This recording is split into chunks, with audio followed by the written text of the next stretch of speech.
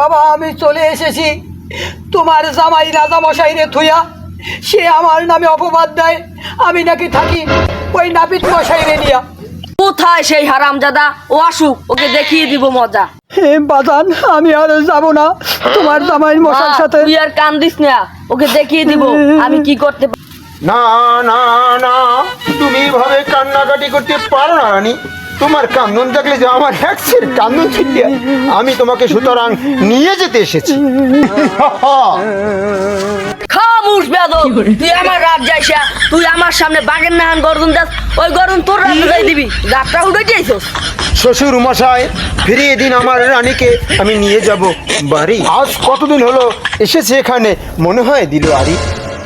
বাবা তুমি বলে দাও আমি যাব না তার সাথে।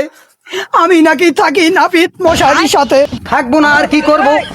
এই বংশে আসলো না একটা শাহজাদা, সে মরলে এই বংশে চালাবে কোন হারামজাদা? শ্বশুর মশাই এটা হলো কোনো কথা? আমার সাথে যেসব মহিলারা থাকে তাদের প্রত্যেকেই নাকি পেটে ব্যথা। খামুশ বেয়াদব, তুমি নাকি বলো আমার মেয়ে করে পরকিয়া? আসলে তুমি তো নিজের রাজ্যে তুই অন্যের রাজ্যে জ্বালাও বাতি। না না না, যাবেন আমার রাজকন্যা। কে কোথায় আসি, ওকে দে মাইরের বন্যা।